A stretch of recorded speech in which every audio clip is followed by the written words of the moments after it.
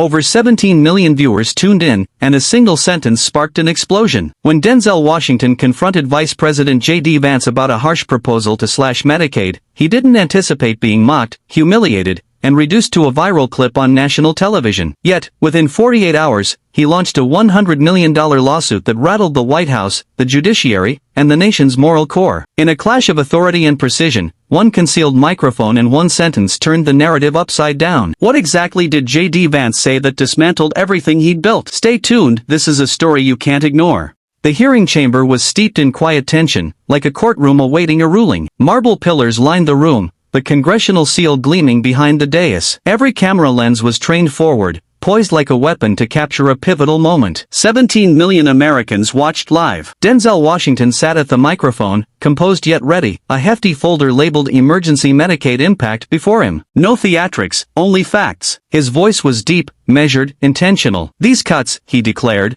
will strip healthcare from over 12 million low-income children. You won't see them in spreadsheets. You'll see them in emergency rooms, ill, broken, abandoned. Behind him, aides shifted, unprepared for the intensity. He raised a CDC chart, its red bars flaring like warnings. This isn't about budgets. It's about lives. It's about survival and who matters when the cameras are off. His eyes held steady, even as whispers stirred among the Republican side. Then came Vice President JD Vance, clad in a crisp charcoal suit, adjusting his microphone with mechanical precision. He didn't glance up. The budget, Vance drawled in his signature tone, is no place for sob stories. The silence shattered. Aides stiffened, eyes darted. Vance pressed on. We're not here to fund emotional narratives, he said. We're here to fix the system. He leaned forward, flashing a rehearsed smirk. And frankly, Mr. Washington, the federal government isn't your therapy session. A few aides chuckled, as if the line had been practiced backstage. Denzel didn't waver, but his jaw tightened like iron. That remark didn't just dismiss the data, it sought to shame the conviction behind it. Then came the devastating blow. These so-called support programs, Vance sneered, are a financial circus, an emotional ploy by a party allergic to numbers and hooked on crises. Gasps echoed. One senator whispered, "Did he just say that?" Pens scratched paper like gunfire. Reporters typed furiously, as if a war had erupted. Vance leaned back, smugly satisfied. He had just labeled children's healthcare a spectacle, and Denzel Washington, the sole black man at the table, its ringleader. Outside, the internet erupted. Old clips resurfaced of Vance mocking childless women in 2022.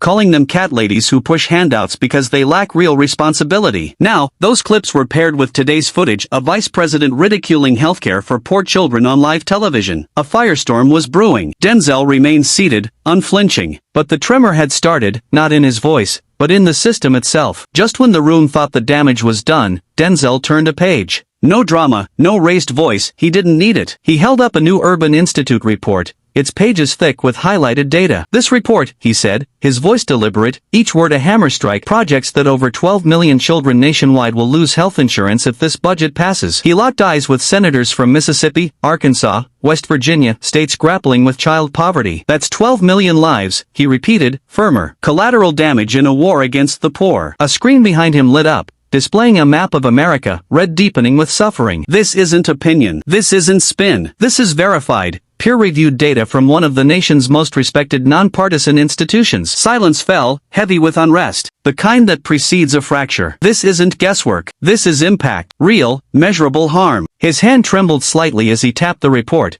but his voice remained steady. Behind him, an aide wiped their eyes, pretending it was dust. A Republican senator slowly uncrossed his arms, as if seeing truth anew.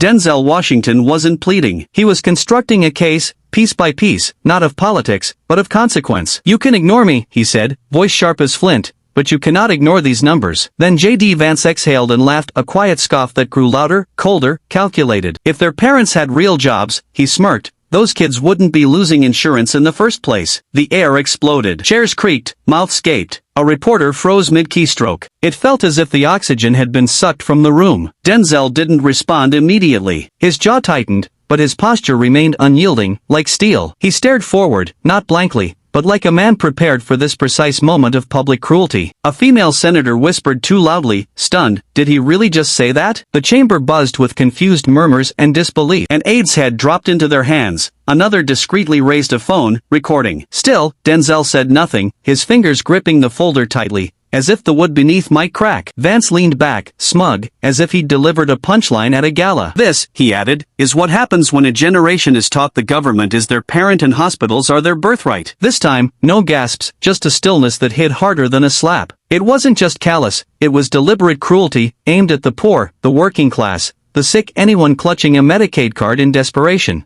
Denzel's breathing slowed, his face unchanged, but behind his eyes, something ancient stirred. He didn't raise his voice, he didn't need to. The room had already shifted. Even lawmakers who supported Vance avoided his gaze, feeling the burn of shame. Outside, America began to stir. Within minutes, a 2021 Fox News clip resurfaced, Vance grinning, suggesting a laziness tax for poor Americans. Now, he'd claimed children lost healthcare because their parents lacked real jobs. This wasn't a mistake, it was a pattern, a worldview weaponized against the vulnerable. Inside the chamber, Denzel remained standing, holding the Urban Institute report like a shield of truth. For one piercing moment, it outshone anything Vance could hurl. This wasn't about spreadsheets anymore, it was about being seen as human.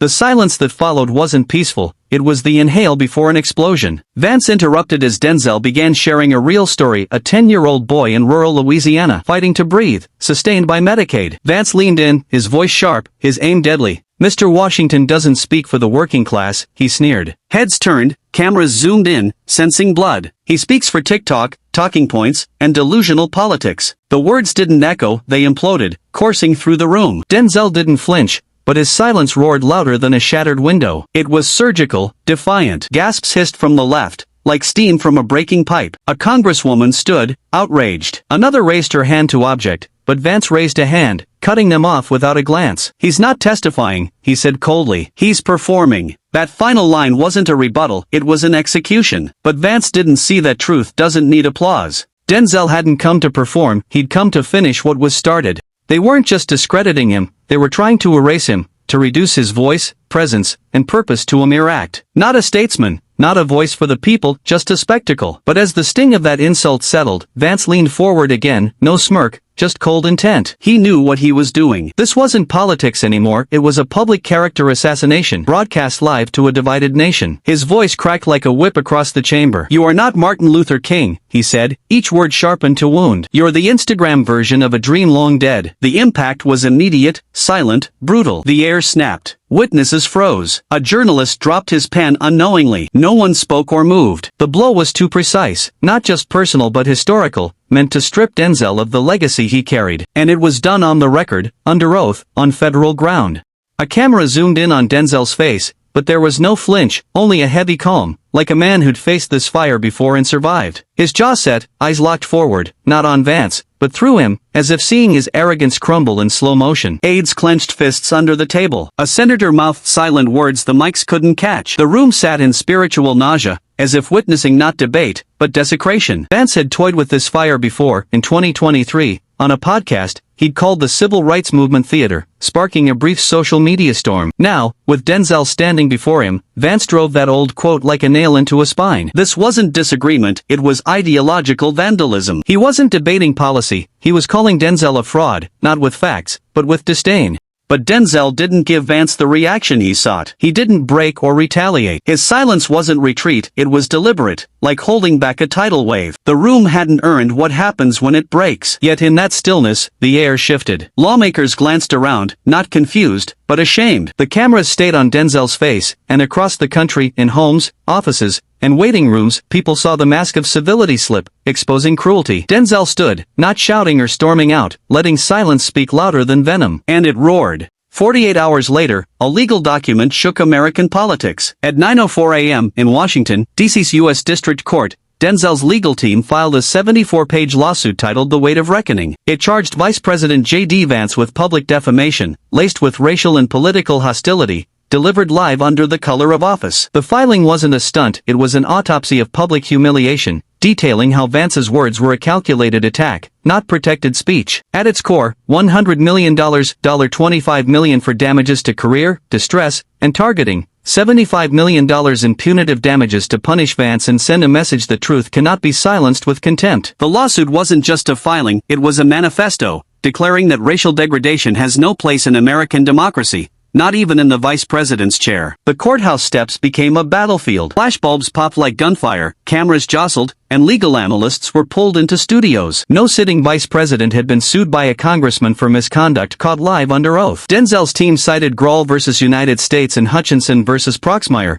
proving public figures can't hide behind the First Amendment to defame. The key sentence detonated. By using a congressional hearing to stage a racially charged attack, Vice President Vance operated outside his constitutional role and immunity. The lawsuit became a threat to untouchability. Vance had mocked Denzel's legacy, but now he was exposed, no longer above the law. The phrase "he couldn't fight it, so he filed it" trended nationwide, not just a lawsuit, but a reckoning. Vance doubled down, speaking from a West Wing podium, flanked by flags. His smirk was gone, replaced by cold calculation. "Politics isn't for wounded feelings," he said. "We can't let discourse become a therapy session for the emotionally fragile." He called it governing, not bullying, but a multi-camera splice from the hearing showed him red-faced, teeth clenched, jabbing a finger at Denzel with rage, not control. The public saw the truth Vance unmasked.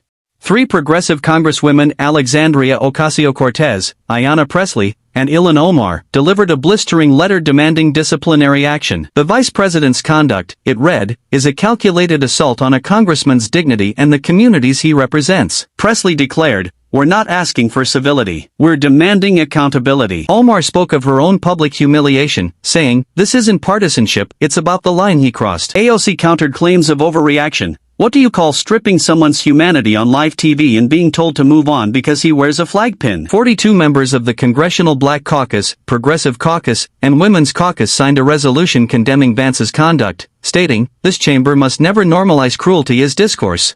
The conversation shifted. Could a vice president be censured for verbal misconduct? The federal courtroom became the final battlefield. Inside, the air crackled with tension. Every seat was filled with law students, historians, aides. Denzel entered, no entourage, just a red folder of truth. Vance, flanked by high-powered attorneys, sat with white knuckles. The judge, known for brutal clarity, declared, "This case is about the ethical limits of power when spoken aloud." Denzel's attorney requested to play audio from a concealed microphone Denzel wore for accessibility. The room tilted. Vance's team didn't object, they couldn't. The speakers crackled, and Vance's voice emerged, "All we need is for him to blow up, and we win. Someone like him is easy. You push until the reaction writes the headline." The courtroom froze. It was premeditated provocation, not a mistake. An email from Vance's team, titled "Push Buttons Hard, Make Him Snap," dated 3 days before the hearing, sealed the case. The jury didn't gasp, they sank. Denzel remained unmoved, having lived that sentence. During cross-examination, Vance's "I don't recall" condemned him further. Denzel stood, locking eyes with Vance. "The issue isn't that you forgot, Mr. Vance. It's that you've done it so often you don't notice anymore." The room tightened. Vance's armor cracked. The jury ruled in Denzel's favor, finding Vance engaged in systemic defamation with intent, awarding $100 million,